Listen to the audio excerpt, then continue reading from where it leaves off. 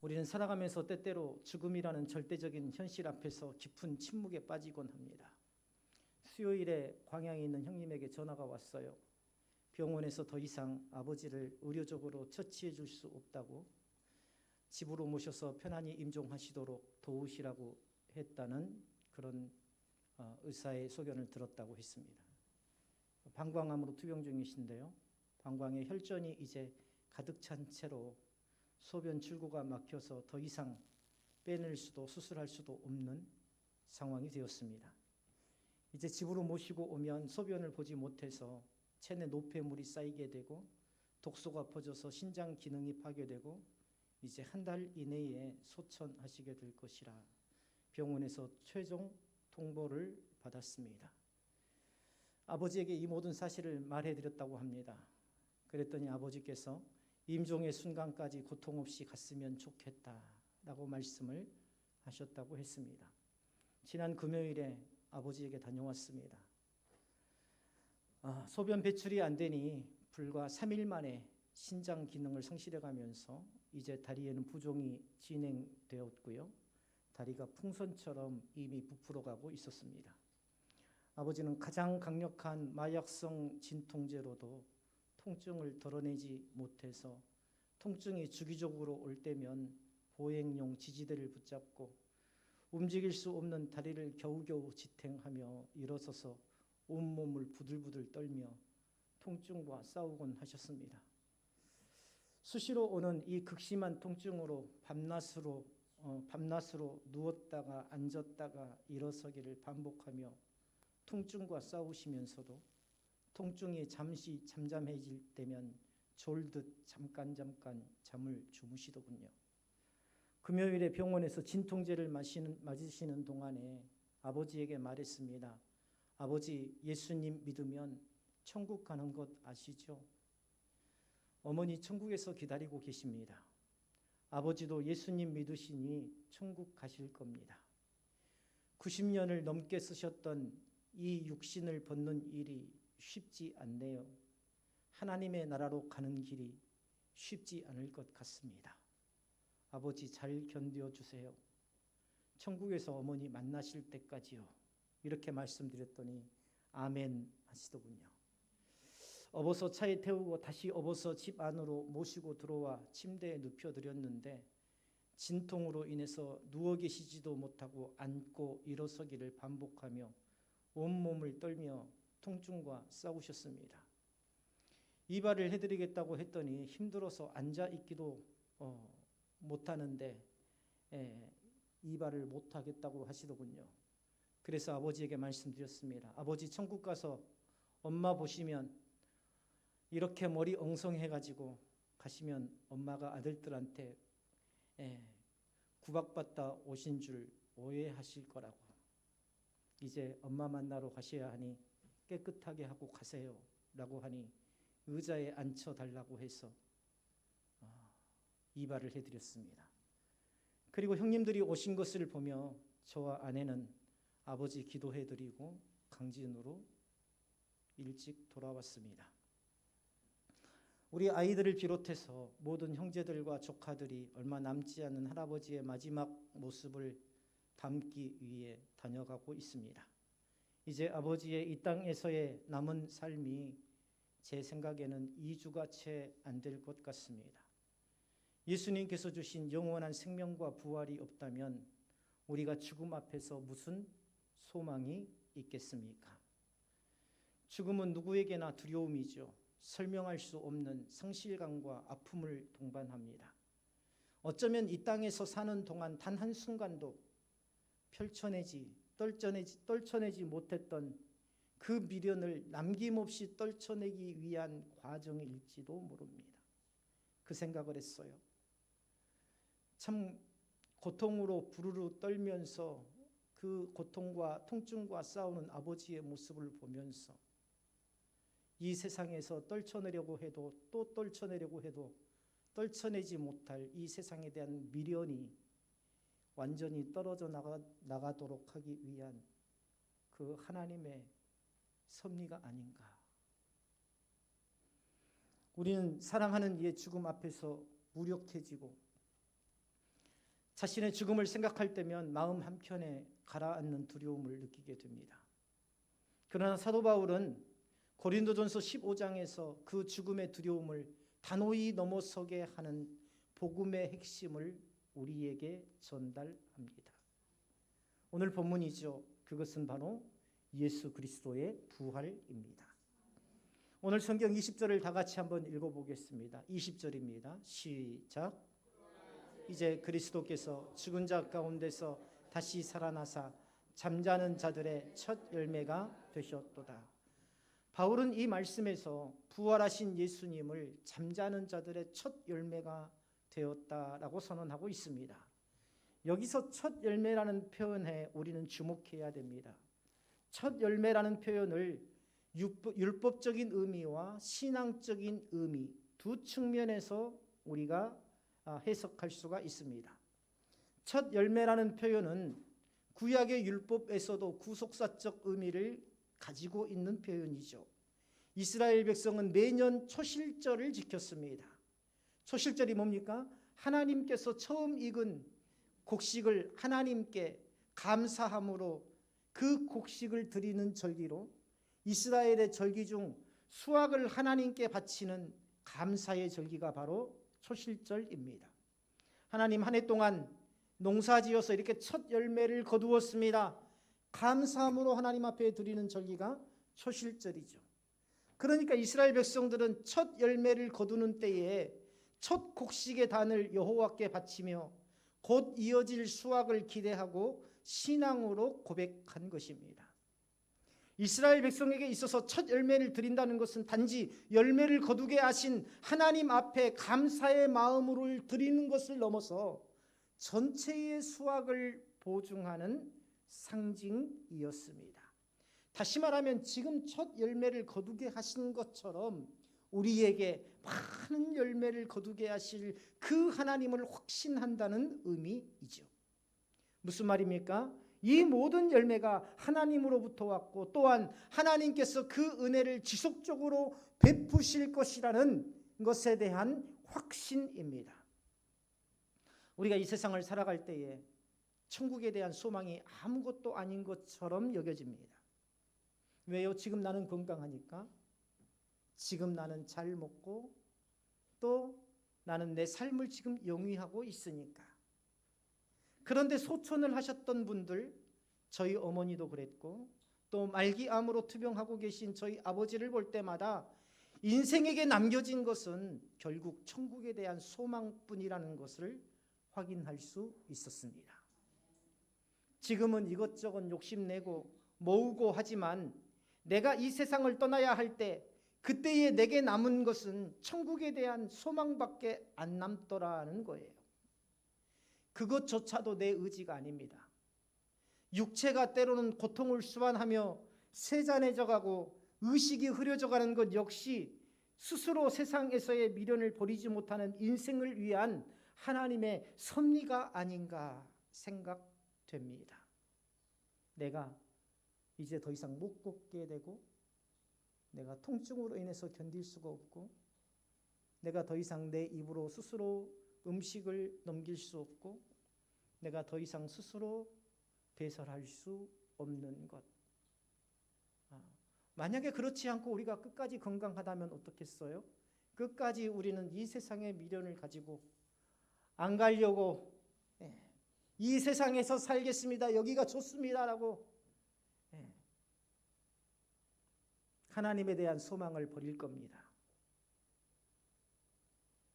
떠나는 사람은 저마다 미련이 많이 남아요. 금요일에도 셋째 형수님이 국밥을 사오셔서 점심을 먹고 있는데 셋째 형수님 부부가 아버지를 케어하고 계세요.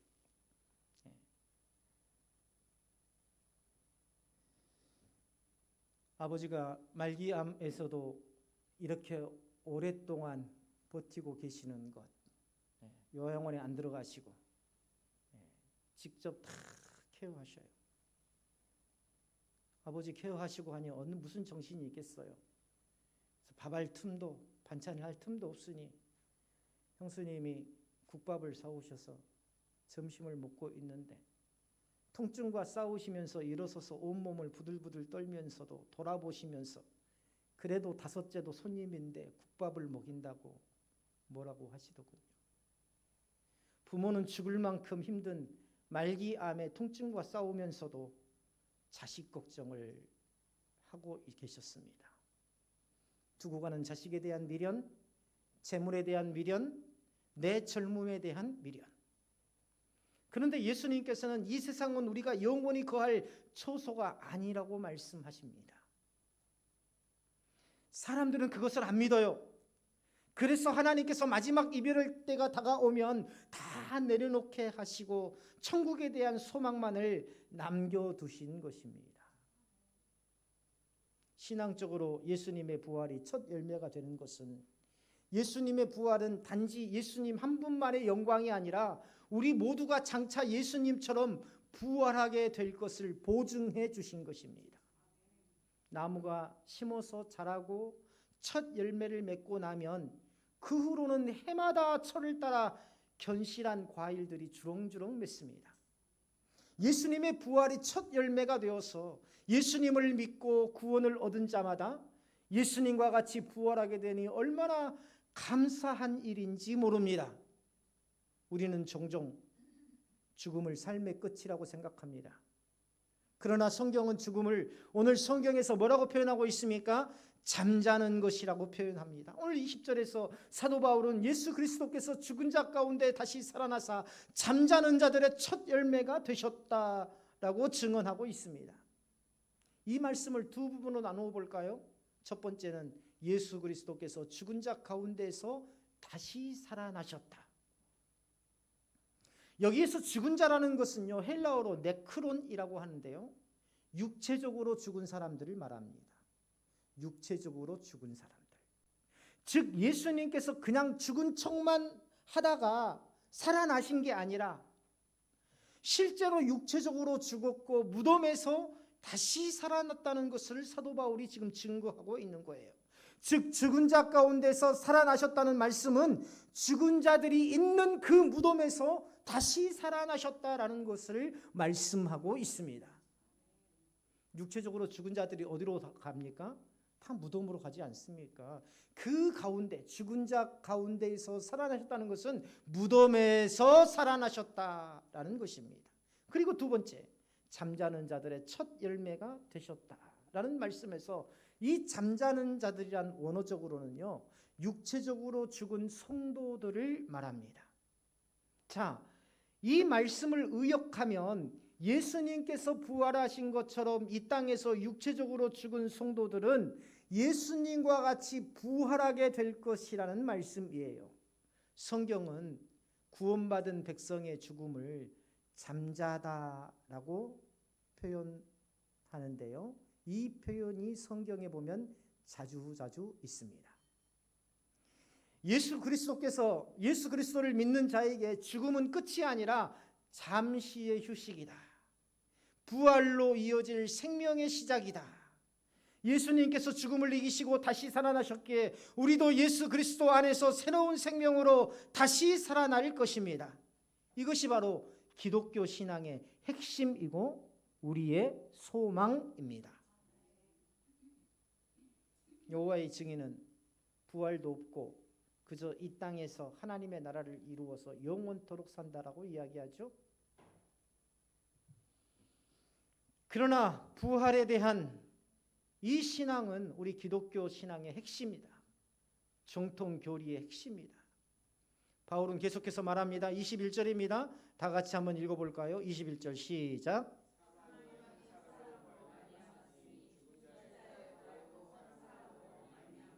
사도 바울은 성도가 왜 사망에 이르렀고 어떻게 부활의 은혜를 입게 되었는지를 말해주고 있어요. 사망이 한 사람으로 말미암았다라는 이 말씀이 죄로 인한 사망이 아담 한 사람을 통해서 들어왔다는 것입니다. 그런데 하나님께서 한 사람 예수 그리스도를 통해서 그를 믿는 모든 자들이 영원한 생명을 얻고 부활할 수 있도록 하셨다라고 증거하고 있습니다. 다시 말하면 한 사람 아담으로 인해서 모두가 사망 가운데에 빠졌지만 그러나 하나님께서 보내신 독생자 예수 그리스도를 믿는 자마다 영원한 생명을 얻고 부활의 기쁨을 얻게 된다라고 증거하고 있는 거죠. 이것은 단순히 종교적 메시지가 아닙니다. 이것은요, 우리 존재의 근본을 바꾸는 복음의 능력입니다. 존재의 근본을 바꾸는 복음의 능력이라는 말이 좀 어렵게 들리겠지만 바꿔서 말씀드리면요, 복음은 영원히 사망에 이를 존재를 영원히 살아있는 존재로 바꾸는 능력이 있다는 것입니다. 믿습니까? 좀 더 구체적으로 이야기해 볼까요? 아담의 범죄로 인해서 인간은 하나님의 형상을 잃고 죽음을 피할 수 없는 존재가 되었습니다. 이게 뭘 의미하냐면 우리는 태어나는 그 순간부터 죽음을 향해 걸어가고 있다는 것을 의미합니다. 그래서 어때요? 중간에 우리가 예상하지 못한 그런 사고나 질병으로 죽게 된 자들, 우리가 볼 때에는 안타깝고 이상하게 느껴질 수 있지만, 그러나 우리 모두는 어디를 향해 가고 있어요? 태어나는 순간부터 죽음을 향해 가고 있는 것입니다. 그러나 예수님의 부활은 이러한 죽음의 방향성을 완전히 뒤집어 놓습니다. 예수님은 죽음을 통과해서 다시 살아남으로 우리 모두가 죽음 이후에 부활의 생명을 누릴 수 있다는 것을 보여주신 것입니다. 22절 말씀을 우리 다 같이 한번 읽어보겠습니다. 시작.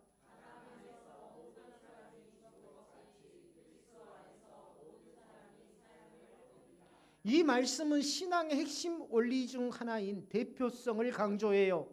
우리는 아담 안에서 죽었습니다. 우리가 아담과 상관없는 게 아니에요. 아담으로 인해서 우리는 죽었어요. 그것을 신학에서는 원죄라고 합니다. 아담의 죄가 우리에게 유전된 결과일 뿐만 아니라 우리 자신도 동일하게 죄인이라는 사실을 보여주는 말씀이죠. 그러나 이제 우리는 예수 그리스도 안에서 새로운 생명을 얻었습니다. 예수님께서 부활하심으로 그분 안에 있는 모든 자들이 부활의 생명을 얻게 된다는 약속이죠. 이 약속은 오늘 우리 삶의 방향뿐만 아니라 삶을 대하는 태도, 삶을 살아가는 모습까지도 바꾸어 놓습니다. 그래서 가치관이 틀린 거예요. 예수 믿는 사람은 가치관이 틀린 겁니다. 그래서 마치 이 세상에서 영원토록 살 것처럼 그렇게 모으고 풍요를 원하고 계속 권세를 얻기를 원하고, 진정으로 예수 안에 들어온 사람들은 그렇지 않아요.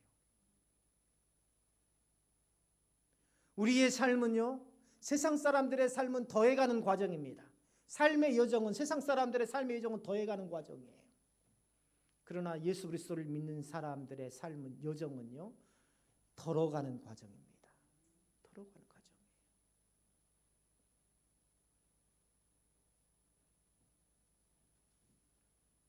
왜 예수님의 부활이 우리의 능력이 됩니까? 사도 바울이 오늘 본문에서 그 이유를 설명하고 있어요. 왜 예수님의 부활이 능력이 되는지, 왜 예수님의 부활이 우리의 능력이 되는지 오늘 31절 다 같이 한번 읽어봅니다. 31절 시작.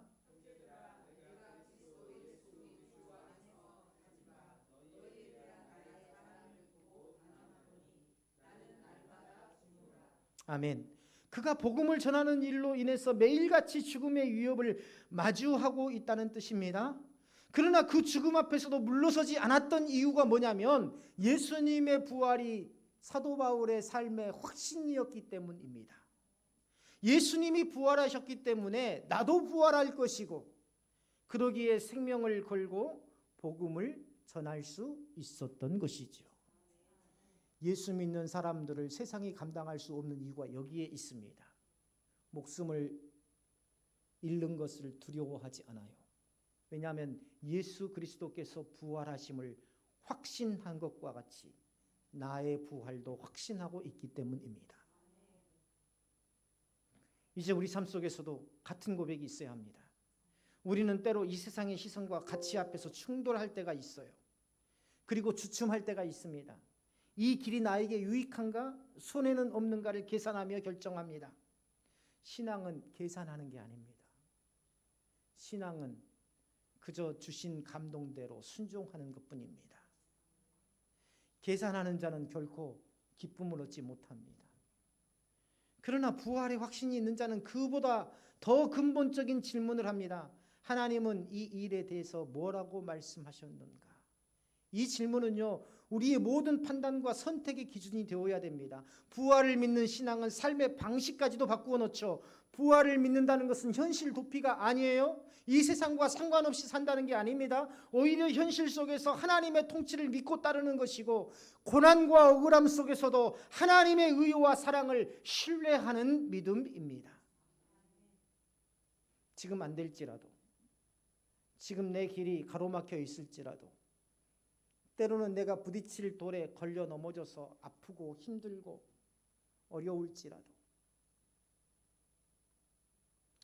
우리에게 부활의 믿음이 있는 한 우리는 영원히 죽지 않고 그리스도와 더불어서 살게 되리라 하는 이 확신이 우리 삶의 모든 것들을 이길 수 있는 능력이 되더라는 것입니다. 죽음이 끝이 아니라는 사실을 알고 사는 사람은요, 현재의 고난에 굴복하지 않습니다. 눈에 보이는 현실의 고통과 아픔을 넘어서 장차 나타날 영광을 바라보며 살아갑니다. 그래서 우리는요, 오늘 또 예수 그리스도의 부활을 기억하며 살아야 합니다. 그래서 예수 부활, 내 부활, 예수 생명, 내 생명, 날마다 주님의 부활하심이 우리의 삶 가운데에서 일어나야 돼요. 예수 그리스도께서 우리의 첫 열매가 되셨기 때문에 나도 그 열매의 줄기 안에 속해 있다는 것을 우리가 늘 믿어 의심치 말아야 됩니다. 사랑하는 이를 먼저 보내하였던 이들에게 부활은 하나의 추상이 아니라 실제적인 소망입니다. 예수께서 다시 살아나셨기에 그도 다시 살아날 것이다. 이 고백은 장례식의 눈물 속에서도 찬송을 부르게 하는 능력이 되고, 무덤 앞에서도 하나님 나라에 대한 소망을 말하게 하더라는 것입니다. 우리가 믿는 복음은 예수 그리스도의 십자가와 부활 위에 세워져 있습니다. 십자가가 죄의 문제를 해결했다면 부활은 죽음의 문제를 해결한 하나님의 승리입니다. 똑같은 무덤 앞에서도 믿지 않는 자들은 어머니 어두운 데서 이 추운 날 어떻게 지내시는지요? 탄식하지만 예수 믿는 사람은 어머니 천국에서 잘 지내고 계시지요.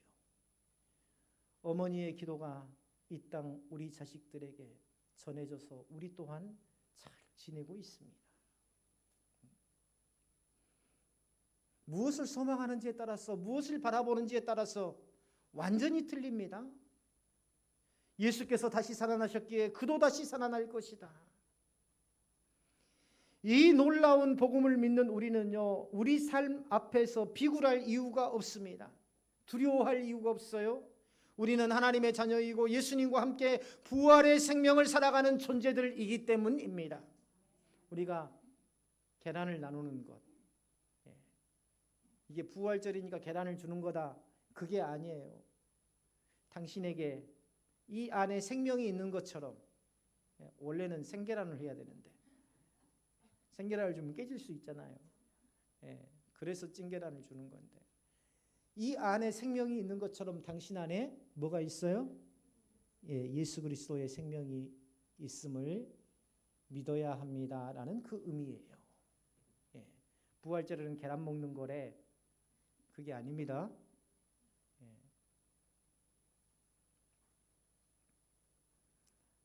할렐루야 우리 예수 부활 승천하셨네. 찬양했잖아요. 할렐루야 우리 예수 부활 승천하셨네. 세상 사람 찬양하니 천사와 다 같이 불러볼까요? 구주 예수 부활하사 사망 권세 이겼네. 구주 예수 부활하사 사망 권세 이겼네. 아버지를 안고 아버지의 머리에 손을 얹고 기도했습니다. 하나님, 우리 아버지에게 예수 그리스도의 생명을 주심을 감사합니다. 이 땅 위에서 남은 시간 동안 이 부활의 능력이 우리 아버지의 능력이 되게 하시고 이 땅에서 계시는 동안에도 기도하는 모든 것들이 우리 자손들을 통해서 이루어지게 하여 주옵소서. 사랑하는 동역자 여러분, 이 진리를 붙들고 살아갈 때에 우리는 어떠한 고난 속에서도 꺾이지 않는 생명의 길을 걸어갈 수 있을 것입니다. 그 첫 열매 되신 예수님을 바라보며 오늘도 예수님을 따라 부활의 영광에 참여하는 소망을 품고 살아가시기를 주님의 이름으로 축원합니다.